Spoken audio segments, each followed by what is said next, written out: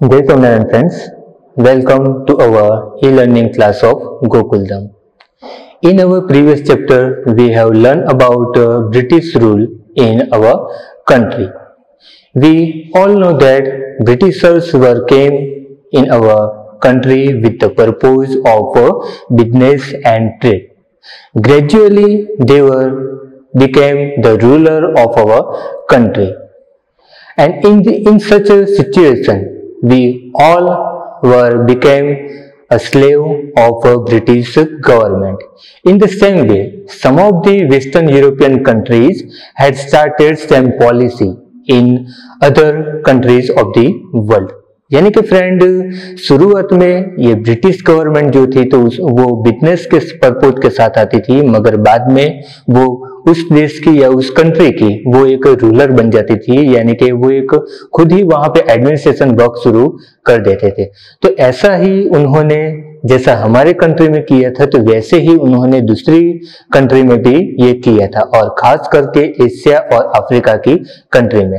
And after that which results world has got due to their imperialist policy as well as expansion policy. So all these things we will learn in this chapter. So the chapter name is here given, First World War and Russian Revolution. So First World War and Russian Revolutions were one of the result of British government's imperialist policy. So friend, you can see the textbook page on your mobile.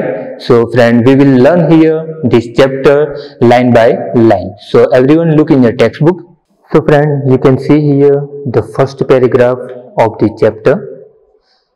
The yearning of the Western European countries for expansion of the empire and acquire new territories resulted in these countries going to Asia and Africa.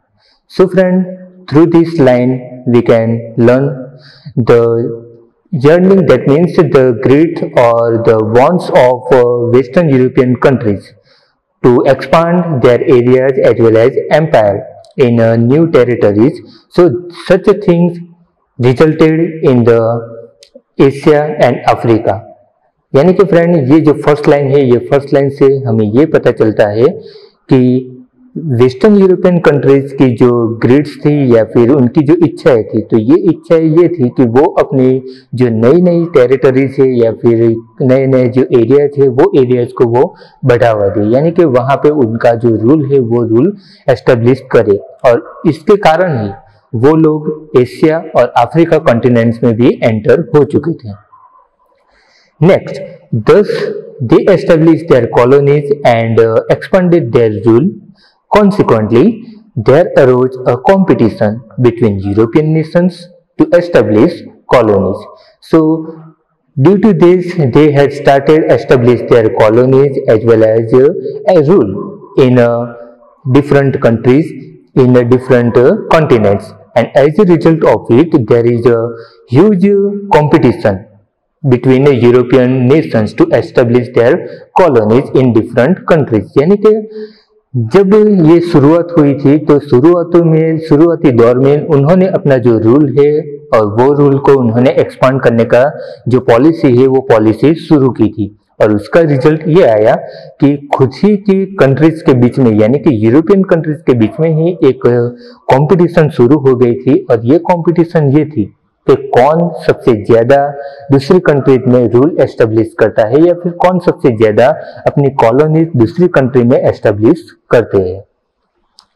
Second paragraph, this greed of colonialization among the western European nations cause the economic, social and cultural ruin of the Asian African countries. So due to their greeds of colonialization of Western European countries in Asian and African countries. So Asian and African countries were totally ruined due to the competition of Western European countries of establishment their rule and expand their empire यानी कि उनकी जो ये grid थी, उनकी ये जो इच्छाएं थी कि एशिया और अफ्रीकन कंट्रीज में कौन सबसे ज्यादा अपनी कॉलोनीज को एस्टेब्लिश करते हैं, तो उनकी ये कंपटीशन के कारण एशियन और अफ्रीकन की जो भी कंट्रीज है वो कंट्रीज इकोनॉमिकली, सोशली और कल्चरली सभी तरह से रुइन हो चुकी थी, यानी कि वो सभी तरह से कोलैप्स हो चुकी थी, यानी कि धराशायी हो गई थी। The result of this on-world politics was such that the First World War, Bolshevik Revolution, etc. took place, and due to the ruin of Asian and African countries, the result world has got the First World War started. The First World War was started, as well as Bolshevik Revolution war took place in the world. यानी कि उनका जो result हमें ये मिला था कि world की जो पॉलिटिक्स में ये ब्रिटिश गवर्नमेंट का और यूरोपियन कंट्रीज का इंटरफेयर के कारण पूरे वर्ल्ड में एक स्ट्रेस की कंडीशन खड़ी हो चुकी थी, और उसका रिजल्ट ये आया कि जैसे कि फर्स्ट वर्ल्ड वॉर हो चुका और बोल्शेविक रिवॉल्यूशन भी हो चुका, और उसके बाद कई ऐसे इंसिडेंट हो चुके थे जिसके कारण वर्ल्ड के सभी कंट्री को उसका जो खामियाजा है या उसका जो रिजल्ट है वो रिजल्ट का भरपाई करनी पड़ी थी, या फिर उनको ये रिजल्ट से ताल्लुक रखना पड़ता था। So in this way the competition of establish their colonies in different territories in countries, so the result converted in first world war as well as in Bolshevik revolution. यानी कि उनकी जो ग्रिड थी, उनकी जो इच्छा थी, तो वो इच्छा का वो ग्रिड का परिणाम ये आया था कि वर्ल्ड को फर्स्ट वर्ल्ड वॉर देखना पड़ा, सेकंड वर्ल्ड वॉर देखना पड़ा, और साथ ही में बोल्शेविक रिवॉल्यूशन भी देखना पड़ा। फ्रेंड, ये तो सिर्फ दो या तीन ही ऐसी घटनाएं हैं कि जो यहाँ पे आपको दिखाई दी गई है, बाकी इससे ज्यादा तो कई और घटनाएं हैं कि जो आप नेक्स्ट चैप्टर में पढ़ने वाले हैं। Now friend, we will see here western Europe and colonialism in Asia, Africa. The Western European countries wanted to expand their empire in Asia and Africa. Their greed for colonialization did not spare even their neighboring countries. So that means, friend, the greed of Western European countries was to expand their empire in Asia and in Africa continent, and due to their dirty greed, their neighboring countries were not left. यानी कि friend, ये जो western European countries की जो grid थी, इनकी जो लालच थी कि एशिया और अफ्रीका कंट्री में उनका एरिया और एम्पायर जो है वो एम्पायर को एक्सपांड करनी थी, और उनकी ये ग्रिड से, उनकी ये लालच से उनके जो नेबरिंग कंट्रीज थे, तो वो नेबरिंग कंट्रीज भी बच नहीं पाए थे। यानी कि उन्होंने अपने नेबरिंग कंट्रीज तक को भी नहीं छोड़ा था, उनको भी उन्होंने अपना जो स्लेव बनाने के या उनका जो भी कंट्रीज है वो कंट्रीज को लेने की एफर्ट जो है वो एफर्ट उन्होंने किया था। Spain had taken control over Netherlands, Belgium and Luxembourg. Later on, some of their provinces were captured by France. So friend, there is given one example of the Western European countries of Spain. So Spain had taken control over Netherlands, Belgium and Luxembourg, and later they had captured some provinces by France. यानी कि ये जो Spain थे, तो Spain ने Netherlands, Belgium और Luxembourg, वो तीनों को उन्होंने कुछ उनके जो एरिया थे वो एरिया को कंट्रोल किए थे, और बाद में उनके कुछ जो प्रोविंसेस है वो प्रोविंसेस को भी कैप्चर किए थे। When the Portuguese king died without an heir, Portugal came under the rule of the Spanish king because of his blood relation. That means, friend, the Portuguese king was dead without an heir. यानी कि Portuguese king की जब dead हुई थी तो वो एक hairless थे, यानी कि उनकी कोई भी संतान नहीं थी, and that's why Portugal came directly under the control of Spanish king, which has blood relation. यानी कि पोर्टुगल के जो किंग डेथ हुई थी तब उनकी कोई भी वारसदार न होने के कारण पोर्टुगल जो कंट्री है वो पूरा का पूरा स्पेनिश किंग के अंडर में आ चुका था। और ये इसलिए हो पाया था क्योंकि स्पेनिश किंग और पोर्टुगल किंग दोनों के बीच में एक ब्लड रिलेशन थे, यानी कि उनके खून के रिश्ते थे। So, for 6 decades, the monopoly of establishing colonies in non-European countries was with Spain। और इस तरह से continuously 6 decades तक ये जो उनकी जो मोनोपोली है वो मोनोपोली नॉन यूरोपियन कंट्री में एस्टेब्लिश करने की जो मोनोपोली है तो वो मोनोपोली स्पेन के साथ ही शुरू हुई थी। Similarly, Italy and German states became the victim of the greed of France and Austria। That means Italy and German states were also became the victim the greed of France and Austria। यानी कि Italy और German वो दोनों के कुछ states थे कि जो फ्रांस और ऑस्ट्रिया के जो विक्टिम बने थे। When the European powers were tightening their grip over the Asian and African nations, many of the European nations which had become free, following the footsteps of England, made many of the Afro-Asian nations their colonies।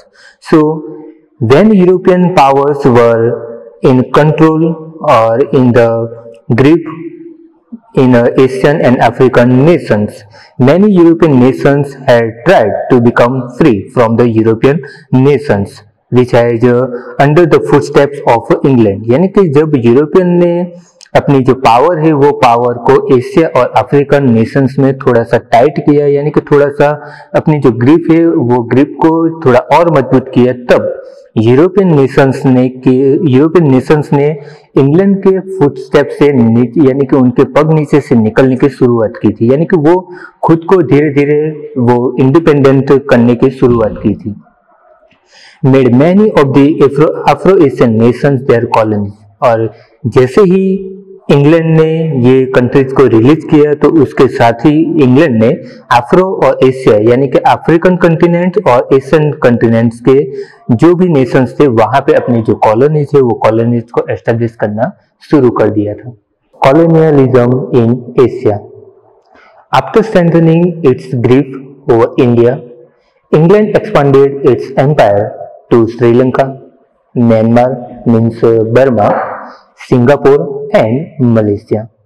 So after capturing some regions of India, England had expanded their empire up to Sri Lanka, Myanmar means Burma, Singapore and Malaysia। यानी कि England ने जब India के provinces को capture किया तो उनके बाद उन्होंने अपना जो एम्पायर है वो एम्पायर श्रीलंका, म्यांमार, सिंगापुर और मलेशिया तक बढ़ा दिया था। यानी कि वो धीरे धीरे जो ईस्टर्न में जो भी कंट्रीज थी वो सभी ईस्टर्न कंट्रीज को अपने हाथ में लेने लगे थे। England entered China also, but due to the opium trade between England and China, there were wars between 1839 to 1842, which came to be known as Opium Wars in history। So friend, make underline for this sentence because this is the most important point। So England entered in China also and but due to opium trade between England and China, यानी कि England जो थे तो वो England के लोग China में भी एंटर हुए थे और दोनों के बीच में ओपियम ट्रेड जो होता था तो उनके कारण दोनों के बीच में कई बार वॉर भी हुए थे और ये जो वॉर थे तो वो ये वॉर का नाम दिया गया था opium Wars. China lost this war and thereby lost 5 of its ports to England, where England could carry on their trade and thus expanded their empire।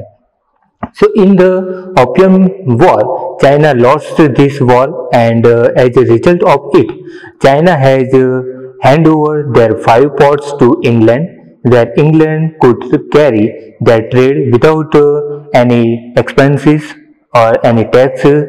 They had expanded their empire in China।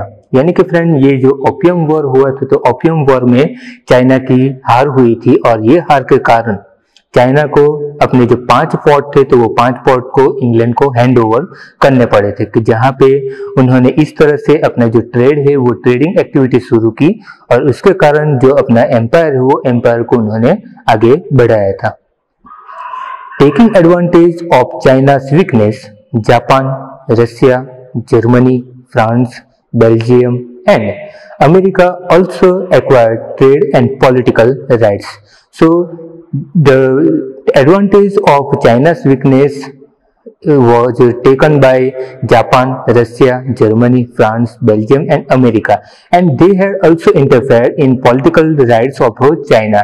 यानी कि ये इस वक्त China जो थी तो वो China एक वीक कंट्री की तरह वो मौजूद थी और उनका जो फायदा है वो उनका जो एडवांटेज है वो advantage Japan, Russia, Germany, France, Belgium और अमेरिका ने लिया था और इसके कारण उनकी जो भी ट्रेड एक्टिविटीज थी, पॉलिटिकल राइट्स थी, यानी कि पॉलिटिकल मैटर में भी वो लोग इंटरफेयर करना शुरू किया था। Enormous oil resources in the desert region of West Asia attracted the Europeans to establish colonies there. So in the desert region of West Asia there are oil resources, and due to oil resources European nations were attracted, and due to their attractions they had also established their colonies in West Asia. यानी कि वहाँ पे जो oil resources थे तो वो oil resources के कारण यूरोपियन कंट्रीज के लोग वो अट्रैक्ट हुए थे और इनकी ये अट्रैक्शन के कारण उन्होंने वेस्ट एशिया में अपनी जो कॉलोनीज है वो कॉलोनीज एस्टेब्लिश की थी। England, Germany, Russia and America establish oil companies in Iran, Iraq, Kuwait, Saudi Arabia and Bahrain and made efforts to take care of their own interests.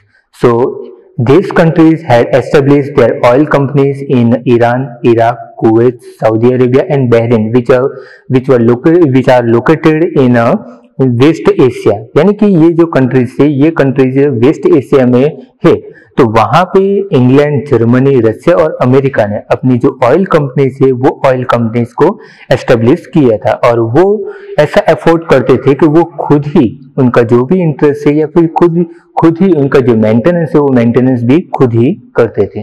Colonialism in Africa. The Dutch established its colony for the first time at the end of 15th century in South Africa. After that, England and France established their colonies in Cape and Algeria in North Africa respectively. So that means, friend, the Dutch people had established their first colonies at the end of the 15th century in South Africa. यानी कि Dutch people ने अपनी जो colonies थी वो colonies को 15th century के and में साउथ अफ्रीका में एस्टेब्लिश की थी। After that England and France had also established their colonies in Cape as well as in Algeria of North Africa, and these colonies were established by England in Cape and by France in Algeria, which are areas of north Africa. यानी कि England ने और France ने दोनों ने अपनी जो colonies है वो कॉलोनीज को एस्टेब्लिश किया था वो कैप और अल्जीरिया में, कि जो नॉर्थ अफ्रीका के वो रीजन्स थे। The vast provinces of Africa seem quite suitable for acquiring raw material and selling ready products post-industrial revolution, because of which European countries competed to establish colonies. That means the vast provinces of Africa was considered as the raw material for the industries of European countries, and that's why European nations had established their colonies in Africa to got maximum raw material from the African continent. यानी कि England ने जो अपनी colonies Africa में इसलिए establish की थी क्योंकि वहां पे वो जो रॉ मटेरियल थे वो रॉ मटेरियल इजी वे से यानी कि इजी तरह से वहां पे मिलते थे और उनके कारण वहां पे उन्होंने अपनी जो कॉलोनीज है वो कॉलोनीज को एस्टेब्लिश किया था। King Leopold of Belgium seized the vast provinces of Congo and establish his rule.